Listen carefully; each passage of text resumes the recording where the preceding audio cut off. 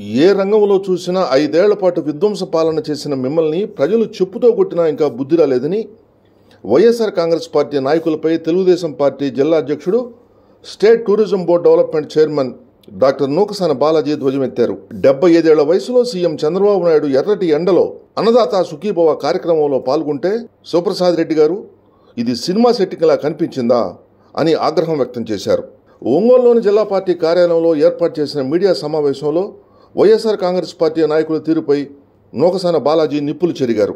వాస్తవాలు తెలుసుకుని మాట్లాడు, నోటికి ఏది వస్తే మాట్లాడితే గుణపాఠం చెప్తామని హెచ్చరించారు. మీ నాయకుడు జగన్మోహన్ రెడ్డి రాష్ట్రాన్ని 10 లక్షల కోట్ల అప్పుతో ముంచితే సమర్థవంతమైన సీఎం చంద్రబాబు నాయుడు స్ట్రీమ్లైన్ చేస్తూ సూపర్ 6 పథకాలు అమలు చేస్తున్నారని తెలిపారు. వీధి రౌడీల్లా వ్యవహరిస్తూ పార్టీ కార్యకర్తలను రెచ్చగొడుతూ శాంతి భద్రతలకు విఘాతం కలిగించేలా ప్రయత్నం చేస్తున్నారని పేర్కొన్నారు.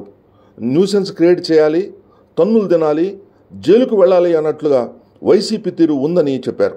ఇప్పటికైనా పద్ధతి మార్చుకోకుంటే తగిన గుణపాఠం చెప్తామని tourism board development chairman doctor Nookasani Balaji హెచ్చరించారు. ప్రతి రైతుకి 20,000 రూపాయలు ఇస్తామని, అందులో భాగంగా నిన్న మొదటి విడతగా 7,000 రూపాయలు విడుదల చేయడం జరిగింది.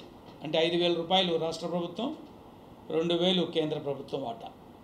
అలా 3 విడతల్లో కేంద్ర ప్రభుత్వం 6,000 రూపాయలు, రాష్ట్ర ప్రభుత్వం 14,000 రూపాయలు. అంటే 7, 7, 14, నెక్స్ట్ ఒక 6,000 రూపాయలు. దానికోసం రైతులకు 46,85,838 మంది రైతుల ఖాతాలకు డబ్బు జమ చేయడం జరిగింది. అందుకు గాను రాష్ట్ర ప్రభుత్వ వాటా కింద 2,343 కోట్ల రూపాయల నిధుల్ని కేటాయించారు. కేంద్ర ప్రభుత్వం తన వాటాగా 832 కోట్లు కేటాయించింది. టోటల్గా 3,175 కోట్ల మేర రైతులకు 46,85,838 రైతులకు లబ్ధి చేకూరుతున్న పరిస్థితి. చంద్రబాబు నాయుడు గారు ఎన్నికల్లో రైతులకు ఆయన చెప్పింది 20,000 రూపాయలు ఇస్తామన్నారు.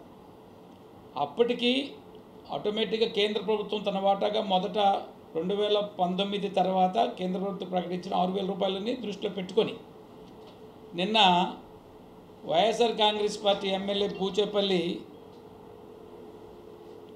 శివప్రసాద్ రెడ్డి ఒక అసందర్భంగా,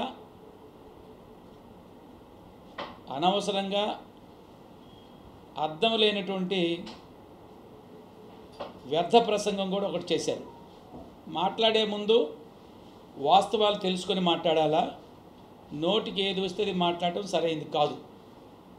కారణం, చంద్రబాబు నాయుడు గారు ఏదైతే ఎన్నికల్లో హామీ ఇచ్చారో, సూపర్ 6 అనేటువంటి ఏదైతే 6 పథకాలు చెప్పారో వాటన్నిటినీ ఒక్కొక్కటిగా నెరవేర్చుకుంటూ వస్తున్నాం.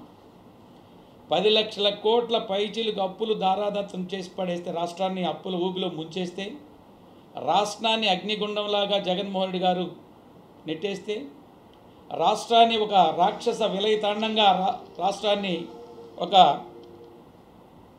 రాక్షస పరిపాలన చేస్తే, వాటన్నిటినీ మార్చుకుంటూ రాజ్యాంగబద్ధమైన పరిపాలన చేస్తూ 10 లక్షల కోట్ల పైచీలకు అప్పులు అన్నింటినీ ఒక పక్క వాటిని భరిస్తూ రాష్ట్ర ప్రజలకు ఇచ్చిన హామీల మేరకు ఎన్నికల్లో ఒక్కొక్కటి చూసుకుంటూ వస్తున్నారు. దానిలో భాగంగా 4,000 రూపాయలు పెన్షన్ ఇస్తానని చంద్రబాబు నాయుడు గారు అధికారంకి వచ్చిన వెంటనే 1,000 రూపాయలు పెన్షన్ పెంచుతూ 4,000 రూపాయల పెన్షన్ ఇవ్వడం జరిగింది. దానికి తోడు ఏ రోజైతే ఆయన ఎన్నికలకు ముందు ప్రకటన చేశాడో ఆ ప్రకటన నాటి నుంచి మార్చ్, ఏప్రిల్, మే, జూన్ 3 నెలలకు కూడా 3,000 కలిపి 7,000 ఇవ్వటం జరిగింది.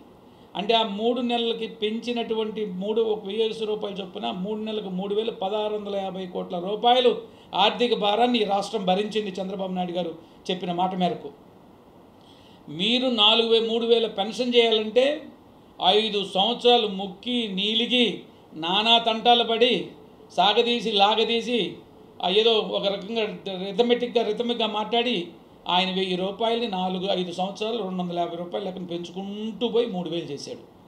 200 నుంచి 1,000 రూపాయలు చేసింది చంద్రబాబు నాయుడు గారు. 2,000 నుంచి 3,000 మీరు 5 ఏళ్ళు చేస్తే మేము 4,000 వెంటనే అధికారంలోకి వచ్చిన వెంటనే చేయటం కూడా జరిగింది.